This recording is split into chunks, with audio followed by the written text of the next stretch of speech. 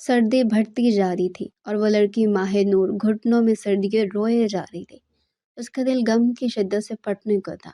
وہ cup cup آ رہی تھی، مگر اس کے اندر اتنی ہمت نہ تھی کہ اٹھ کر اپنی وارڈروب سے گرم کپڑے نکالتی یا پھر گرم شال ہی اوڑھ لیتی۔ قسمت نے جو بھیانک موڑ لیا تھا اس سے سہا نہیں جا رہا تھا۔ پچھلے کافی دنوں سے وہ روئے جا رہی تھی۔ دن اور رات اس نے آنسو بہاتے ہوئے گزارے تھے۔ اب شام ہونے کو آئی تھی، وہ اس پورے گھر میں بالکل تنہا تھی۔ جب ڈور بیل بجی تو وہ چونک گئی۔ اس وقت کون آ سکتا تھا؟ اس کا دل ہی نہیں چاہ رہا تھا وہ اٹھ کر دیکھتی دروازے پر کون آیا ہے، مگر وہ جو بھی تھا مسلسل بیل پر بیل دیے جا رہا تھا۔ اس سے صاف ظاہر تھا کہ جو بھی دروازے پر تھا وہ ہرگز واپس جانے والا نہیں تھا، جس وجہ سے ماہ نور کو دروازہ کھولنے جانا پڑا۔ جو ہی اس نے دروازہ کھولا تو سامنے اظہر کو دیکھ کر حیران رہ گئی۔ اظہر اس کا کزن تھا، اس کی خالہ کا بیٹا۔ ماہ نور اس سے کوئی بات نہیں کرنا چاہتی تھی، نہ اس کی شکل دیکھنا چاہتی تھی، کیونکہ اسے اپنا یہ کزن ایک آنکھ نہیں باتا تھا۔ اس نے دروازہ بند کرنا چاہا، مگر اظہر نے اس کا ارادہ بھانپتے ہوئے اپنا بھاری بھرکم ہاتھ دروازے پر رکھ کر اسے بند ہونے سے روکا اور اندر داخل ہو کر دروازہ بند کر دیا۔ اس کی اس حرکت پر ماہ نور کام گئی۔ یہ کیا طریقہ ہے؟ کیوں آئے ہیں آپ یہاں؟ چلے جائیں ورنہ اچھا نہیں ہوگا۔ وہ اپنا خوف دبائے برہمی سے بولی تو اظہر ہنسنے لگا۔ وہ جانتا تھا سامنے کھڑی یہ چھوٹی سی لڑکی کتنی ڈرپوک اور بزدل تھی۔ اس کے اندر اتنی ہمت نہ تھی کہ وہ اسے گھر کے اندر داخل ہونے سے روک سکتی۔ اس کی دھمکی کی یقیناً کوئی وقت نہ تھی۔ اس کی دھمکی بلبلے جیسی تھی، کمزور، اس بلبلے جیسی جو پل میں ابھر کر پل میں معدوم ہو جاتا ہے۔ جلدی سے اپنا سامان پیک کرو، تو میرے ساتھ چل رہی ہو؟ وہ گھر کے اندر داخل ہو کر لاؤنج میں صوفے پر بیٹھ کر اسے حکم دیتا ہوا بولا، جبکہ وہ ششدرا رہ گئی۔ وہ ہرگز اس کے ساتھ نہیں جانا چاہتی تھی۔ اسے اب اپنا کوئی رشتہ دار پسند نہیں تھا، نہ ددیال والے نہ ننیال والے۔ وہ ہرگز اپنی خالہ کے گھر نہیں جانا چاہتی تھی۔ نہیں جاؤں گی میں کہیں بھی، اب جیسے بے شرم دھوکے باز اور لالچی انسان کے ساتھ چلے جائیں یہاں سے۔ اگر دوبارہ یہاں آنے کی کوشش کی تو میں مار دوں گی آپ کو، وہ چیخ کر بولی تو اظہر کو اس پر غصہ آنے لگا۔ اس کی ہٹ دھرمی سے وہ اچھی طرح واقف تھا۔ اسے شروع سے ہی ضدی لڑکیوں سے ہمیشہ نفرت رہی تھی، اور اب مقابل وہ لڑکی تھی جس کے بارے میں اس کی ماں نے اور ماہ نور کی ماں نے کہا تھا کہ وہ ماہ نور سے اس کی شادی کرے گی۔ اظہر سوچ چکا تھا اس لڑکی کا وہ دماغ بھی ٹھکانے لگائے گا، تاکہ شادی کے بعد وہ ایسی ضد خود سر اور ہٹ دھڑم لڑکی بن کر نہ آئے۔ اسے سخت چڑ تھی ایسے لوگوں سے جو اس کی بات نہیں مانتے تھے۔ وہ بھی اب طیش میں آ چکا تھا اور جان گیا تھا ماہ نور کو پیار کی بات سمجھ نہیں آنے والی تھی، اس لیے ضروری تھا اس کے ساتھ سختی کی جاتی۔ وہ خود ہی اٹھا اور اس کے کمرے میں جا کر اس کا سامان پیک کرنے لگا۔ تو ماہ نور سخت جھنجھلا گئی۔ اس نے اظہر کو دھکا دے دیا۔ میری چیزوں کا ہاتھ لگانے کی آپ کی ہمت کیسے ہوئی؟ دور رہے مجھ سے، اور میری چیزوں سے میں مرتے دم تک اس گھر سے نہیں جاؤں گی، وہ بلند آواز میں بولی تو اس کی جرأت پر اظہر کا خون کھول اٹھا۔ اس نے سختی سے ماہ نور کے بازو کو اپنی گرفت میں لیا۔ آواز نیچی رکھو اپنی، اور شرافت سے میری بات مان لو ورنہ زبردستی کرنے میں تمہیں تکلیف ہوگی، اس کی آنکھوں میں آنکھیں ڈال کر بولا۔ اس کے بے حد نزدیک اس کا بازو سختی سے تھامے کھڑا تھا۔ ماہ نور اپنے جلال پر قابو نہ رکھ سکی اور اس نے ایک تھپڑ اظہر کے چہرے پر مار دیا۔ اسے یہ جتانا چاہتی تھی کہ وہ ہرگز کمزور نہیں ہے اور نہ ہی وہ اب اس سے ڈرے گی۔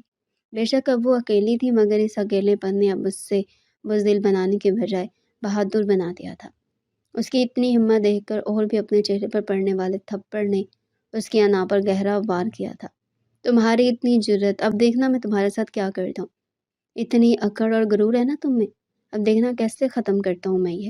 اس نے دانت پیس کر کہا اور اسے بیڈ پر دھکا دیا۔ اس اچانک آفت پر ماہ نور کے ہوش اڑ گئے اور وہ کچھ سوچ سمجھ نہ پائی۔ اس کا دوپٹہ زمین پر ہی گر چکا تھا۔ وہ تڑپ کر رہ گئی۔ اظہر اسے قابو میں کرنے کی کوشش کرنے لگا۔ اس کی آنکھوں میں خون اتر آیا تھا۔ اس کا ارادہ جان کر ماہ نور دنگ رہ گئی۔ اس کا سانس رکنے لگا تھا۔ وہ اپنی عزت بچانے کی خاطر چیخنا چلانا چاہتی تھی، مگر اویل جیسے گلے میں اٹک کر رہ گئی تھی۔ اظہر نے اس کے دونوں بازو کو سختی سے اپنی گرفت میں لیا تھا۔ کئی آنسو پلکوں کی حدود پار کر کے اس کی آنکھوں سے بہہ نکلے تھے۔ وہ اپنا سب کچھ کھو چکی تھی، مگر اب ایک عزت تھی جو باقی تھی، وہ اسے کھونا نہیں چاہتی تھی۔ یا اللہ میری مدد فرما، دل کے گہرائیوں سے اس نے دعا کی تھی۔ اس کا دماغ معاف سا ہو رہا تھا۔ اسی اثناء میں دروازے پر دستک ہونے لگی۔ اظہر کا دھیان ہٹ گیا اور ماہ نور کے وجود پر اس کی گرفت ڈھیلی پڑی اور اسی موقع کا فائدہ اٹھا کر ماہ نور نے پوری قوت سے اسے دھکا دیا۔ اظہر زمین پر گر چکا تھا۔ موقع کا فائدہ اٹھا کر ماہ نور کمرے سے بھاگی اور سیڑھیاں چڑھ کر دوسرے پورشن میں آ کر اپنے کمرے میں چلی آئی اور دروازہ اندر سے لاکڈ کر لیا تھا۔ اس کا وجود کپکپا رہا تھا۔ اگر اظہر اپنے ارادوں میں کامیاب ہو جاتا تو جانے کیا ہوتا، یہ سوچ کر ہی اسے جھرجھری آ رہی تھی۔ وہ دروازے سے ٹیک لگا کر بیٹھتی چلی گئی اور آنسو بہانے لگے۔ اس پل اسے شدت سے اپنے ماں باپ کی یاد آئی تھی۔ کاش وہ اس کے پاس ہوتے تو ایسی نوبت ہی نہ آتی۔ مسلسل دستک دینے کے بعد بھی دروازہ نہ کھلا تو دروازے کے باہر وہ شخص واپس چلا گیا۔ اظہر ماہ نور کو ڈھونڈتا ہوا اوپر والے پورشن میں آ چکا تھا، مگر وہ اسے کہیں نہ ملی۔ پھر جب اسے اندازہ ہوا کہ وہ کمرے میں چھپ گئی ہے تو وہ باہر اس کے نکلنے کا انتظار کرنے لگا، مگر اب کافی دیر ہو چکی تھی۔ اس کی ماں کی کالز پر کالز آ رہی تھی۔ ابھی تو میں جا رہا ہوں ماہ نور، مگر یاد رکھنا دوبارہ آؤں گا اور تمہیں لے کر جاؤں گا اور شادی بھی کروں گا۔ تمہاری ماں نے خود مجھ سے تمہارا رشتہ طے کیا تھا اور اب مجھ سے بھاگ نہیں سکتی تم۔ یہ جو اکڑ ہے نا تم میں، 2 منٹ میں نکال دوں گا۔ بس ایک بار تم میری دسترست میں آ جاؤ۔ وہ ایک ایک لفظ پر زور دیتا ہوا بلند آواز میں بولا اور پھر وہاں سے چلا گیا۔ جب کھڑکی سے ماہ نور نے دیکھا اظہر گھر سے نکل چکا تھا، وہ بھاگ کر دروازہ کھول کر سیڑھیوں اتر کر مین گیٹ تک اور ساری کنڈیاں لگا دی تاکہ وہ شخص دوبارہ یہاں نہ آ سکے۔ ساری رات اس نے ڈر ڈر کر گزاری تھی۔ جب بھی اس کی آنکھ لگتی تو خواب میں سے اظہر اپنے آس پاس دکھائی دیتا تو وہ خوف کے مارے اٹھ کر بیٹھ جاتی۔ صبح ہوئی تو اس نے سکون کی سانس لی تھی۔ اس کا بلڈ پریشر لو ہو رہا تھا۔ اس نے زبردستی خود کو بستر سے اٹھایا اور ہاتھ منہ دھو کر کچن میں آئی اور اپنے لیے ناشتہ تیار کیا۔ تھوڑی دیر گزری تھی جب اسے شاہ نواز چچا کی کال آنے لگی۔ وہ حیرانی سے فون کو دیکھنے لگی۔ پھر اس نے فون اٹھایا تو وہ متفکر ہو کر اسے کل رات کے بارے میں بتا رہی تھی کہ وہ اس کے گھر آئے تھے مگر دروازہ نہیں کھولا تو وہ واپس چلے گئے تھے۔ انہوں نے بتایا میں تمہیں لینے آ رہا تھا، جلدی سے اپنا سامان پیک کرو اور میرے ساتھ میرے گھر رہو۔ تم میرے بڑے بھائی کی نشانی، میں تمہیں تنہا نہیں چھوڑ سکتا، ورنہ کیا منہ دکھاؤں گا اپنے بھائی کو۔ ماہ نور یہ سن کر دنگ رہ گئی۔ وہ اس گھر سے کہیں نہیں جانا چاہتی تھی، مگر اسے اظہر کی دھمکی یاد تھی۔ وہ اس سے شادی نہیں کرنا چاہتی تھی اور نہ خالہ کے گھر جانا چاہتی تھی، کیونکہ اس پر اور اس کی ماں پر یہ حقیقت آشکار ہو گئی تھی کہ خالہ اور ان کا بیٹا لالچی ہیں اور وہ ماہ نور کو صرف دولت کی خاطر اپنی بہو بنا کر گھر لے جانا چاہتے ہیں۔ جب یہ بات ماہ نور کی ماں کو پتہ چلی تو وہ تکلیف سے بحال ہوگی۔ انہوں نے اپنی بہن سے بڑی محبت کی تھی، مگر وہ نہیں جانتی تھی ان کی بہن لالچی نکلے گی جو صرف ان لوگوں سے دولت کے لیے پیار کریں گے۔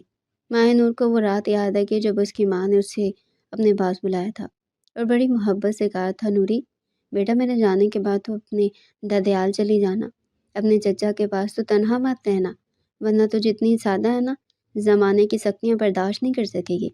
ایک تیرے چچا ہیں جن پر میں بھروسہ کر سکتی ہوں، وہ لوگ تجھے بغیر کسی لالچ کے محبت اور تحفظ دیں گے۔ اپنی ماں کی بات سن کر وہ رو پڑی تھی۔ انہوں نے اس سے وعدہ لیا تو وہ نہ چاہتے ہوئے بھی وعدہ کر گئی۔ اس کے کچھ دنوں بعد ان کی وفات ہو گئی۔ وہ بہت بیمار تھی، کافی علاج کروایا مگر وہ بچ نہ سکی۔ ابو تو پہلے اس دنیا سے جا چکے تھے۔ جانے سے قبل وہ یہ بڑا گھر اور کاروبار ماہ نور اپنی بیوی کے نام کر گئے تھے اور پھر ماہ نور کی ماں نے اپنا سب کچھ بھی ماہ نور کو دے دیا۔ اپنی ماں سے کیا وعدہ اسے یاد آیا تو اس نے چچا کے ساتھ جانے کی حامی بن لی۔ وہ اپنا سامان پیک کرنے لگی تھی۔ اس کی آنکھوں میں آنسو تھے۔ اس کی ماں کے وفات کو 10 دن گزر گئے تھے۔ ان کے جنازے پر چچا نے شرکت کی تھی اور تب ہی وہ اس سے اپنا فون نمبر بھی دے گئے تھے۔ شام کو جب چچا آئے تو اس نے آخری نگاہ اس پورے گھر پر ڈالی اور پھر گیٹ لاک کر کے چابی اپنے پرس میں ڈال کر وہ ان کے ساتھ چل پڑی۔ اس نے سوچا تھا شاید چچا کے گھر جا کر اس کی ذات کا اکیلا پر اور تنہائی دور ہو، مگر وہ نہیں جانتی تھی جو ہونے والا تھا اس کی سوچ کے برعکس تھا۔ چچا کے گھر آج وہ پہلی مرتبہ آ رہی تھی۔ ددیال اور امی ابو کے درمیان ماضی میں کچھ عداوتیں رہی تھی جس وجہ سے اس نے کبھی ددیال والوں کی شکل نہیں دیکھی تھی۔ آج اسے پتہ چل رہا تھا اس کے ددیال والے بھی کافی امیر تھے۔ چچا کا گھر بھی بہت بڑا تھا۔ وہ پریشان تھی اور جھجک رہی تھی۔ جب وہ گھر میں داخل ہوئی تو اس کے چچا نے سب سے اس کا تعارف کروایا۔ کمرے میں اس کی چچی اور اس کی بیٹی شبانہ جو ماہ نور سے عمر میں 5 سال بڑی تھی وہ بیٹھی ہوئی تھی۔ اس کے علاوہ چچا کا بیٹا عالم شاہ بھی موجود تھا۔ اسے ماہ نور نے پہلی مرتبہ دیکھا تھا۔ اسے دیکھ کر ماہ نور کا دل عجیب سے انداز میں دھڑکا۔ وہ لڑکا اسے تعجب بھری نگاہوں سے دیکھ کر وہاں سے چلا گیا، جبکہ وہ اس کے شہر میں کافی دیر کھوئی رہی، جانے اس لڑکے میں جو عمر میں اس سے کافی بڑا تھا ایسی کیا کشش تھی کہ وہ اس کی جانب دیکھنے پر مجبور ہو گئی تھی۔ جب وہ لڑکا اٹھ کر چلا گیا تو اس کا دل اداس ہو گیا۔ اب وہ اپنی چچی اور اپنی کزن سے مل رہی تھی، مگر جانے کیوں ان کا رویہ اسے خشک سا تھا۔ ان کے لہجے کی تلخی ماہ نور نے محسوس کی تھی، مگر پھر اس نے اسے اپنا وہم جان کر بلا دیا اور خوش دلی سے ان سے ملی۔ یہ گھر بھی اس کے اپنے گھر کی طرح بڑا تھا۔ چچا نے اس کے لیے خالی کمرہ سیٹ کروا دیا تھا۔ جب وہ اپنے نئے کمرے میں آئی تو اسے اپنا گھر کمرہ یاد آنے لگا، اور پھر اسی طرح اسے اپنی ماں کی یاد آنے لگی۔ ایک بار پھر وہ رونے لگی تھی۔ اس کا غم ابھی تازہ تھا۔ اس کے کمرے کا دروازہ کھلا ہوا تھا۔ اسے روتا ہوا دیکھ کر عالم وہی رک گیا، جانے کہ اس چھوٹی سی لڑکی کے آنسو سے تکلیف دینے لگے تھے۔ وہ کچھ سوچ کر اندر آیا اور اپنے ہاتھوں سے اس کے آنسو صاف کرنے لگا، جبکہ اس لمس پر ماہ نور دھنگ رہ گئی۔ اسے عجیب سا لگنے لگا۔ اس لمس کا احساس اسے برا نہیں لگا، شاید اس لیے کیونکہ اسے اس لمس میں اپنائیت سی محسوس ہو رہی تھی۔ اس سے پہلے کہ وہ کچھ بولتی عالم وہاں سے اٹھ کر چلا گیا، اور پھر ماہ نور کی سوچوں کا راستہ عالم کی طرف مڑ گیا۔ وہ مسکرا کر رہ گئی تھی۔ جب رات کو کھانے کے ٹیبل پر چچا اسے بلانے آئے تو سب کی موجودگی پر اس کی نگاہیں نہ چاہتے ہوئے بھی عالم کی طرف اٹھ گئی۔ اسے بار بار دیکھ رہی تھی۔ اسے خود پر حیرت ہوئی تھی کہ وہ یہ کیا کر رہی تھی۔ عالم اس سے عمر میں کافی بڑا تھا، اور وہ اس کے بارے میں جانے کیا سوچ رہی تھی۔ اس نے فوری اپنے آپ کو ڈپٹا، مگر عالم اس کے دلم دماغ میں پیوست ہو کر رہ گیا تھا۔ اس کا یوں بار بار عالم کی طرف دیکھنا عالم شاہ سے کچھ چھپا ہوا ہرگز نہیں تھا۔ ایک رات کھانے کے ٹیبل پر اس نے ماہ نور کے سامنے رونا شروع کر دیا۔ وہ اپنے کھانے کی پلیٹ اٹھا کر زمین پر پٹک چکا تھا۔ مجھے نوڈلز کھانی ہے ماما، پلیز مجھے کینڈیز بھی دو، وہ بچوں کی طرح روتا ہوا ضد کر رہا تھا، جبکہ اس رویے پر ماہ نور کو حیرت کا جھٹکا لگا۔ اسے تو سانپ ہی سونگھ گیا تھا۔ اس کے چہرے کے تاثرات دیکھ کر چچا نے اس کے شانے پر ہاتھ رکھا۔ نوری بیٹا، گھبراؤ نہیں، کچھ سال پہلے عالم شاہ کا ایکسیڈنٹ ہو گیا تھا، جس وجہ سے اس کے دماغ پر گہری چوٹ آ گئی اور وہ نوجوان ہوتے ہوئے بھی بچہ بن گیا۔ چچا کی بات سن کر وہ شوکٹ میں آ گئی۔ اس کا دل اداس ہو گیا تھا۔ وہ عالم شاہ کے لیے جانے دل میں کون سے جذبات لیے بیٹھی تھی، اور جو انکشاف اس پر ہوا تھا وہ بڑا تکلیف دہ تھا۔ اسے بہت صدمہ پہنچا تھا۔ پھر اس نے خود کو تسلی دی کہ اسے عالم کے بارے میں کچھ سوچنے کی ضرورت نہیں، وہ صرف اس کا کزن ہے، مزید کچھ نہیں۔ اب چونکہ اس کی دماغی حالت بھی خراب تھی تو اب اس کے بارے میں کچھ بھی سوچنے کا سوال ہی پیدا نہیں ہوتا تھا۔ دن گزرتے جا رہے تھے۔ ماہ نور کو یہاں آئے 2 مہینے ہو گئے تھے۔ وہ نوٹ کر رہی تھی کہ اس کی چاچی اور کزن، جسے سب پیار سے شبو کہتے تھے، اس کا رویہ اس کے ساتھ تلخ ہوتا جا رہا تھا۔ نوکر موجود ہونے کے بعد چچی اسے کام کروانے لگی تھی، اور وہ خوشی سے بس ان کی بات مان جاتی تھی۔ جانتی تھی کہ اس کا اپنا گھر نہیں ہے، اگر اس گھر کے مکینوں کی بات نہیں مانیں گی تو شاید اسے یہاں سے نکال دیا جائے گا، اور وہ یہاں سے نہیں جا سکتی تھی۔ یہ لوگ اس کا واحد سہارا تھے۔ اگر وہ اس گھر سے بھی چلی جاتی تو خالہ اور ان کا بیٹا اظہر اسے لے جاتے، اور وہ ان جیسے لوگوں کے ساتھ نہیں رہ سکتے تھے، اس لیے خاموشی سے کام کرنے لگی۔ ایک دن چچی نے اسے بتایا گھر پر کچھ مہمان آ رہے ہیں، اس لیے وہ گھر کی صفائی وغیرہ کر لے۔ یوں وہ کام کرنے لگی۔ ڈسٹنگ کے دوران غلطی سے خوبصورت واز اس کے ہاتھ سے ٹوٹ کر نہ صرف گرا بلکہ ٹوٹ بھی چکا تھا۔ وہ پریشان ہو گئی جب شبو نے دیکھا اس کا اتنا قیمتی واز، جو کہ اس کے منگیتر نے اس کی سالگرہ پر دیا تھا، وہ بری طرح ٹوٹ چکا ہے۔ تو اسے ماہ نور پر غصہ آ گیا۔ وہ جنون میں آ کر اسے مارنے لگی۔ اپنے چہرے پر پڑنے والے تھپڑوں سے وہ سنبھل نہ سکی اور یخلخت کمرے سے آتے شاہ عالم سے ٹکرائی۔ اسے قبل وہ گرتی عالم شاہ اسے سنبھال چکا تھا، جبکہ شبو اس پر چیخ رہی تھی، چلا رہی تھی، لیکن ماہ نور کو کچھ سنائی نہیں دے رہا تھا۔ وہ تو اپنے آپ کو عالم شاہ کے حصار میں دیکھ کر کہیں کھو سی گئی تھی۔ شبو بدستور اپنی زبان کے ذریعے اس پر غصے کا اظہار کر رہی تھی۔ ماہ نور ہوش کی دنیا میں آئی۔ اسے اپنی بے عزتی برداشت نہ ہوئی تو وہ روتے ہوئے عالم کے حصار سے نکلی اور کمرے میں جا کر اندر سے کنڈی لگا لی۔ شبو نے اس کے ساتھ اچھا نہیں کیا تھا۔ اسے بڑی تکلیف ہوئی تھی، چہرہ سرخ ہو رہا تھا۔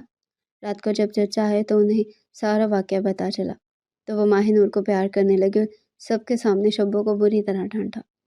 شبو ضبط سے بیٹھی رہی۔ اس نے سوچ لیا تھا وہ اس چٹانگ بر کی لڑکی کو نہیں چھوڑے گی۔ پھر تو یہ روز کا معمول بن گیا۔ اگر اس سے کوئی غلطی ہو جاتی تو چچی اور شبو اس کو مارنے پر آ جاتی۔ اگر کبھی وہاں عالم شاہ موجود ہوتا تو وہ اسے بچا لیا کرتا تھا۔ وہ چھت پر بیٹھی دور کہیں غروب ہوتے سورج کو دیکھ رہی تھی۔ ان 4 ماہ میں اس کے ساتھ یہاں بالکل بھی اچھا سلوک نہیں ہو رہا تھا۔ چچا تو اسے بہت پیار کرتے تھے، مگر چچی اور اس کی بیٹی اس پر ظلم کرتی تھی۔ وہ یہی سب سوچ رہی تھی جب اسے محسوس ہوا کسی کی نگاہیں اس پر ہیں۔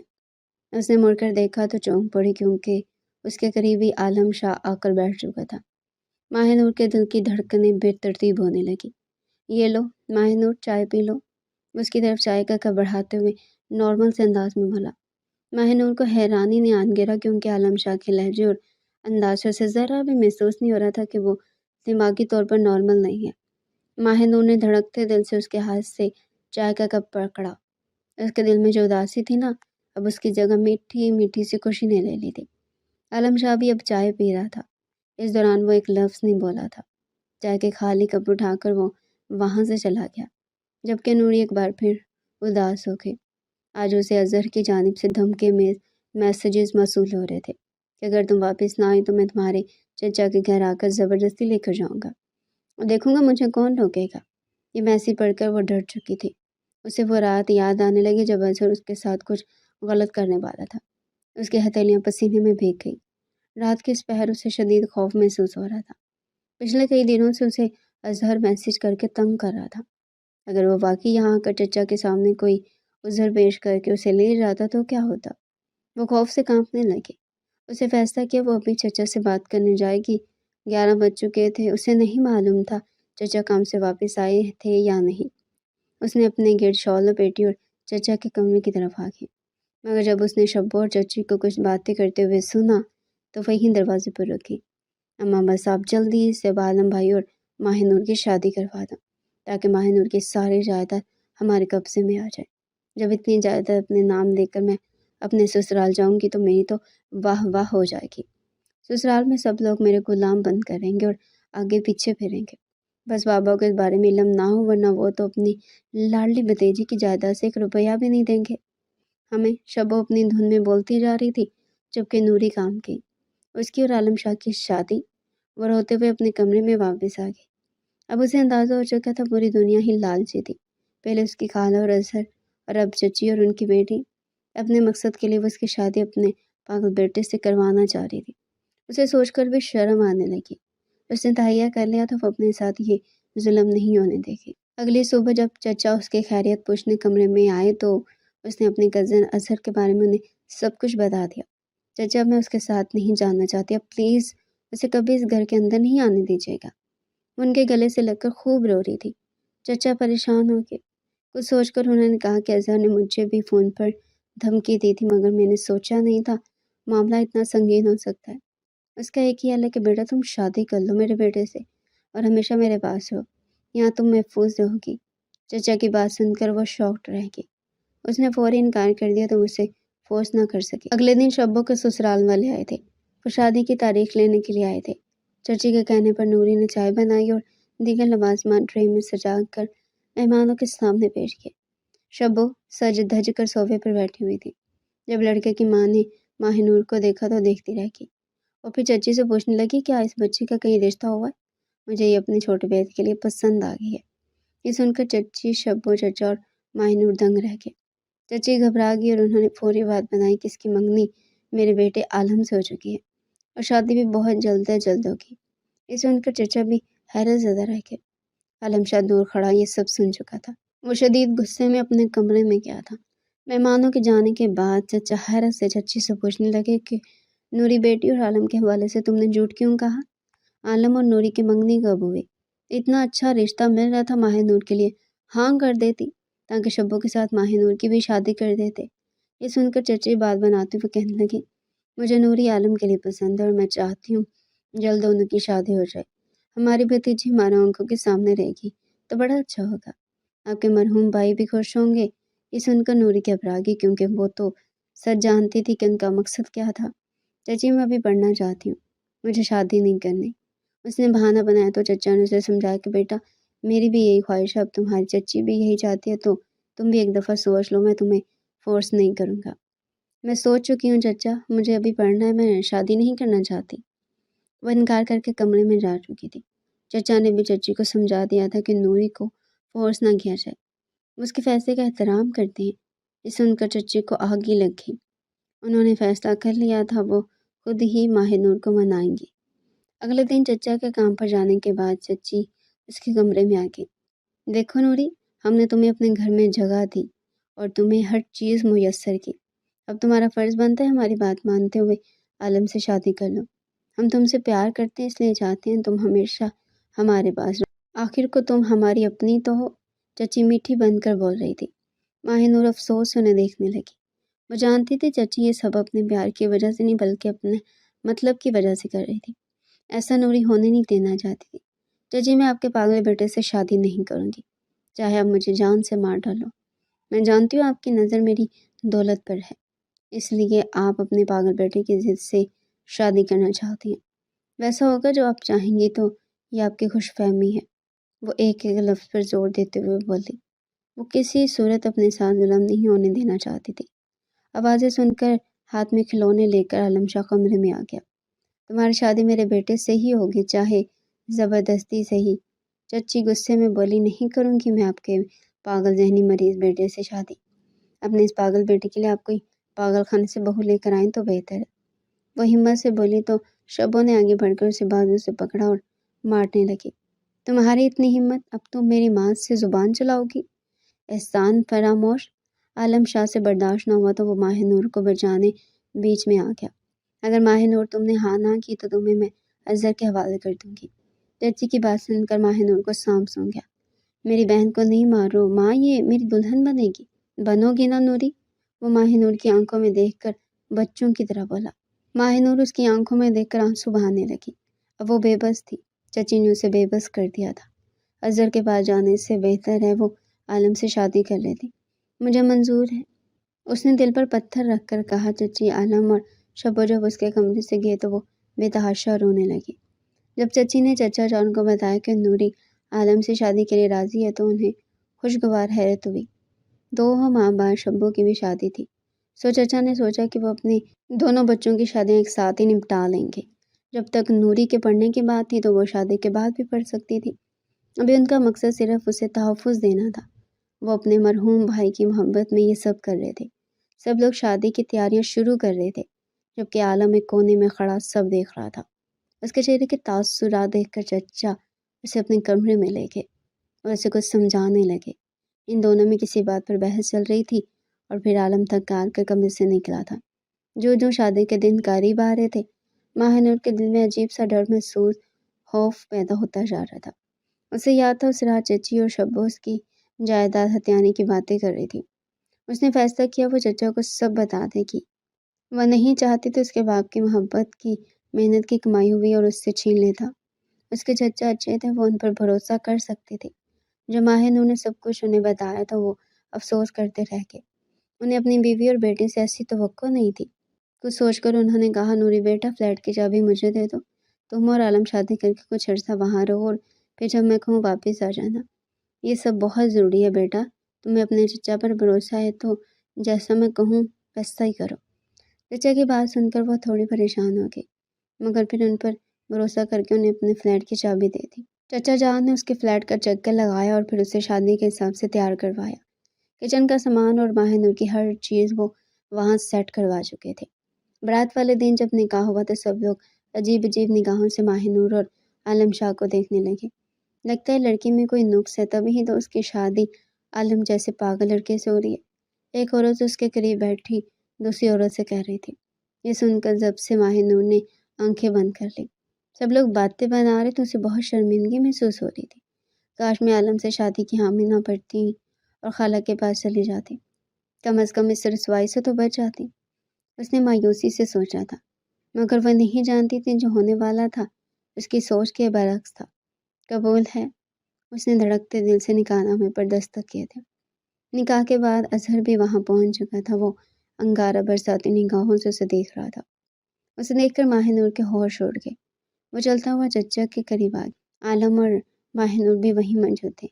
لگتا ہے آپ لوگ جانتے نہیں ہیں کہ ماہر نور میری منگیتر ہے اور مجھ سے محبت کرتی ہے۔ اس کی زبردستی آپ لوگ شادی اس پاگل انسان سے نہیں کر سکتے۔ ابھی کے ابھی ماہر نور کو طلاق دلوا کر میں عزت روانہ کر دے، ورنہ اچھا نہیں ہوگا آپ کے ساتھ۔ اظہر کی بات سن کر وہ کام گئی۔ میں نہیں کرتی ان سے محبت، یہ جھوٹ بول رہے ہیں، مجھے نہیں جانا ان کے ساتھ۔ وہ بے ساختہ عالم کے پیچھے چھپ کر ڈر کر بولی، ڈرو مت ان سے، میں جانتا ہوں یہ تمہارے ساتھ زبردستی کر رہے ہیں، انہیں تمہاری دولت کی لالچ ہے، بس تم میرے ساتھ چلو، میں تمہیں بہت خوش رکھوں گا۔ وہ آگے بڑھ کر ماہ نور کو اپنے حصار میں لے چکا تھا۔ جبکہ عالم سے مزید برداشت نہ ہوا تو وہ اظہر کو مارنے لگا۔ سب لوگ جمع ہو چکے تھے۔ چچا نے بامشکل معاملہ سنبھالا، اظہر تو جا چکا تھا، لیکن ماہ نور کا ڈر کسی صورت کم نہیں ہوا تھا، تو چچا کے کہنے پر عالم جلدی اسے لے گیا تھا۔ ماہ نور کو رخصت کر کے فلیٹ میں پہنچا دیا گیا تھا۔ جب اس بارے میں چچی کو پتہ چلا تو وہ شدید غصے میں آ گئی کہ انہیں اس بات سے بے خبر کیوں رکھا گیا کہ وہ دونوں فلیٹ میں رہیں گے، مگر چچا نے کچھ بہانہ بنا کر انہیں سنبھال لیا تھا۔ عالم شاہ کے رویے پر وہ حیران تھی، نہ وہ خود کچھ بول رہا تھا، نہ کوئی رد عمل ظاہر کر رہا تھا۔ ماہ نور کا دل دھک دھک کر رہا تھا۔ تھوڑی دیر بعد جب عالم شاہ کمرے میں آیا تو وہ خود میں سمٹ کر رہ گئی۔ اس کی یہ حرکت اس کی نگاہوں سے چھپ نہیں سکے تھے۔ وہ کچھ سوچ کر اس کے قریب آ کر بیٹھ گیا تو ماہ نور دکھ سے اسے دیکھنے لگی۔ عالم، آپ کے ساتھ بھی ظلم ہوا ہے اور میرے ساتھ بھی۔ آپ کی شادی ہوگی، حالانکہ آپ شادی کے مطلب سے بھی اب آشنا نہیں ہوں گے۔ آپ کو پتہ نہیں ہوگا شادی کیا ہوتی ہے، بیوی کیا ہوتی ہے، اور ایک میں ہوں کہ میری شادی ایک پاگل شخص سے ہو گئی، مگر میں اس طرح زندگی نہیں گزار پاؤں گی۔ شاید جلد میں آپ سے خلا لے لوں گی۔ مجھے لگتا ہے میری قسمت میں میرا وہ کزن اظہر ہی ہے، جو وہ دکھ سے اس کی آنکھوں میں دیکھے بنا جانے کیا کیا کہتی جا رہی تھی۔ جب اس کی باتیں عالم حیران ہو کر سن رہا تھا۔ جب اس نے آخری الفاظ سنے تو اسے انتہا کا غصہ آ گیا۔ اسے اپنی اتنی ذلت برداشت نہ ہوئی تو اس نے اسے تھوڑی سے پکڑا اور اس کی آنکھوں میں دیکھنے لگا۔ تمہاری عمر صرف 16 سال ہے، مگر تم باتیں بہت بڑی بڑی کر رہی ہو، یہ سوچے بنا کہ اس کے نتائج کس قدر سنگین ہو سکتی ہے۔ تمہیں ایسا لگ رہا ہے نا کہ میں شادی جیسے لفظ سے بھی ناآشنا ہوں، اس لیے کیونکہ میں پاگل ہوں تو پھر میں کچھ ہی دیر میں تمہاری رائے بدل دیتا ہوں۔ اس نے اچانک کہتے ہوئے اسے اپنے حصار میں لیا تو ماہ نور کے ہوش اڑ گئے، جس پر حیرتوں کے پہاڑ ٹوٹ پڑے۔ وہ عالم شاہ کی خربت میں دنگ رہ گئی تھی، اس کے الفاظ نکل ہی نہیں پا رہے تھے۔ وہ کچھ کہنا چاہتی تھی مگر عالم نے سختی سے اس کے ہونٹوں پر اپنی انگلی رکھ دی اور اسے کچھ بھی کہنے سے روک دیا۔ عالم شاہ جسے ساری دنیا پاگل کہتی سمجھتی تھی، وہ اس وقت پاگل تو نہیں لگ رہا تھا۔ اس کی گفتگو، لہجے اور عمل سے وہ کہیں سے بھی پاگل نہیں لگ رہا تھا۔ رات بیت رہی تھی اور ماہ نور حیرت کی شدت سے بے ہوش ہو چکے تھے۔ اس نے چند دنوں سے ٹھیک سے کھانا بھی نہیں کھایا تھا۔ اس کی حالت سمجھتا ہوا عالم اس کے لیے کھانے کا بندوبست کرنے لگا۔ جب ماہ نور اٹھی تو عالم کمرے میں موجود نہیں تھا، البتہ وہاں کھانا پڑا تھا، جسے دیکھ کر اس کی بھوک جاگ اٹھی تو وہ فوری کھانا کھانے لگی۔ البتہ اب وہ سوچ چکی تھی اس بات کا جواب وہ چچا سے طلب کرے گی۔ آج اس کا ولیمہ تھا۔ جب چچا اسے پولر لے جانے کے لیے آئے تو اس نے عالم شاہ کے بارے میں پوچھا تو وہ نگاہیں چرانے لگے۔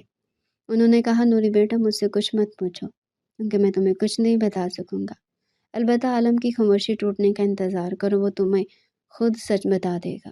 اور ہاں، جو ولیمے کے بعد چند دن تم میرے ساتھ رکو گی۔ چچا کی بات سن کر وہ حیران رہ گئی، جانے کیوں اسے شک سا ہو رہا تھا، کہیں چچا اور چچی عالم اور شب و صف ملے ہوئے تو نہیں ہیں، کہیں وہ یہ سب کچھ مجھ سے میرے جائیداد لینے کے لو تو نہیں کر رہے۔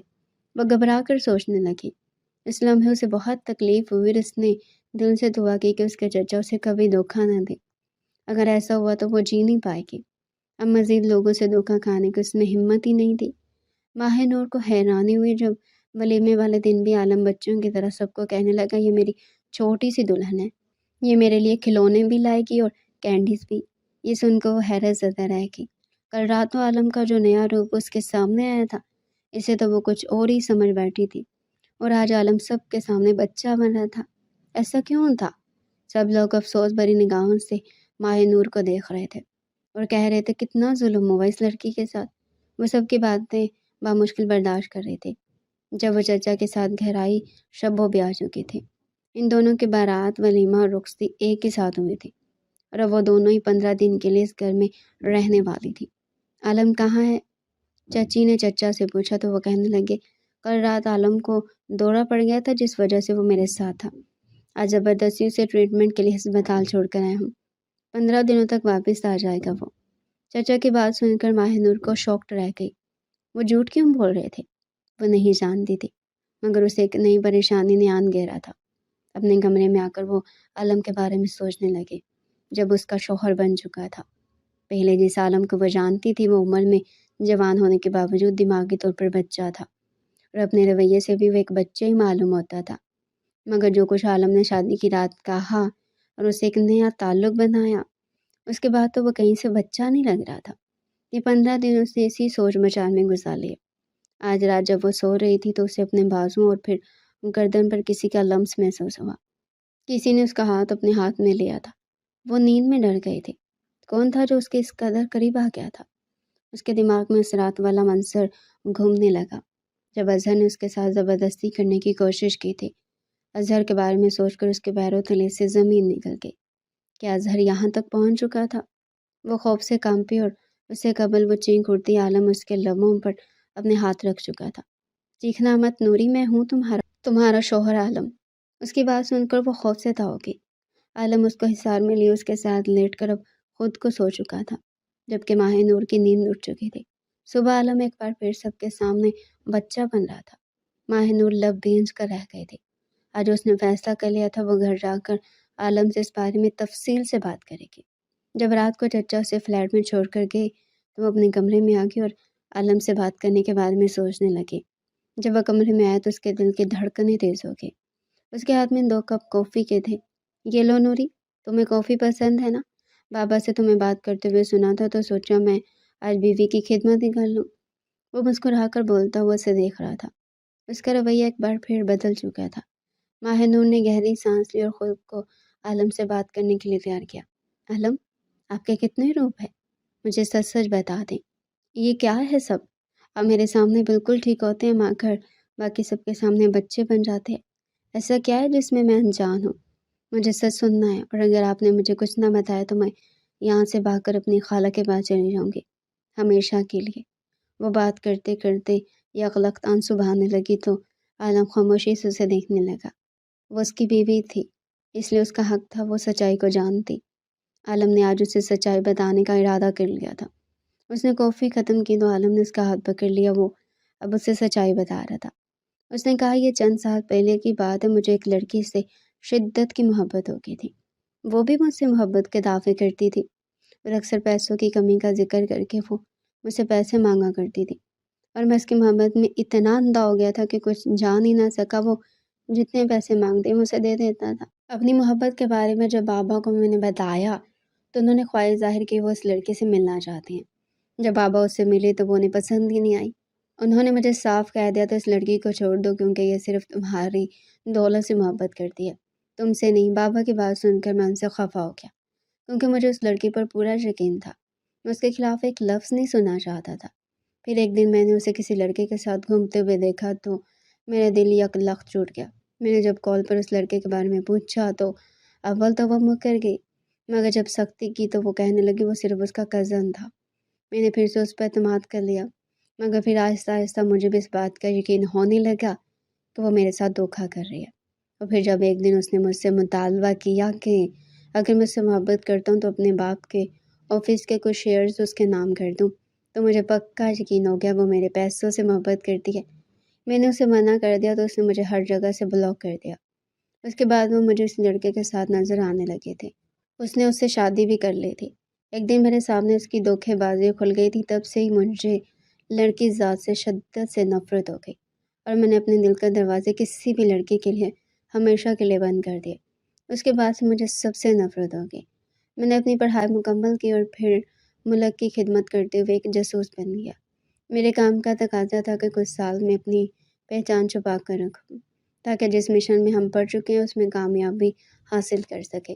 میں جان بوجھ کر نارمل انسان ہوتے ہوئے بچہ بن گیا تھا۔ اس بارے میں سوائے میرے ماں باپ کو کسی کو بھی علم نہیں تھا۔ ماں اور شبوں سے اس لیے سب چھپایا کیونکہ وہ بات کو چھپانے کی عادی نہیں ہے۔ اس علاقے میں پچھلے کئی سالوں سے غیر ملکی جاسوس لوگوں کا آنا جانا لگا رہتا تھا۔ وہ جاسوس ملک کے لیے خطرہ تھے اور کئی غیر قانونی کام کر رہے تھے، اس لیے مجھے یہ کام سونپا گیا اور اس کے لیے مجھے اپنا روپ بدلنا تھا تاکہ کسی کو مجھ پر شک نہ ہو سکے، اور بالکل ایسا ہی ہوا۔ ان 15 دنوں میں ہم لوگوں نے ان جاسوس لوگوں کو گرفتار کر کے ان سے سب راز اگلوا کر انہیں انجام تک پہنچا دیا اور یہ مشن کامیاب ہو گیا۔ اس لیے اب میں نارمل انسان بن کر لائف گزار رہا ہوں۔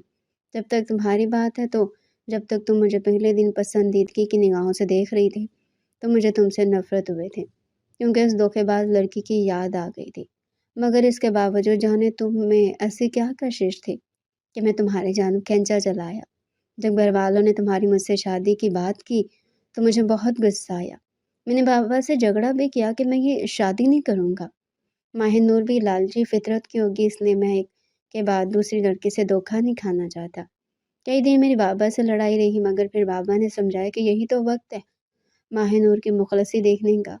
अगर कोई लड़की ये जानते हुए भी तुमसे शादी कर रही है कि तुम पागल हो और दिमागी तौर पर नॉर्मल नहीं है, तो इससे बढ़कर इस बात का क्या सबूत होगा कि वह तुमसे सच्ची मोहब्बत करेगी।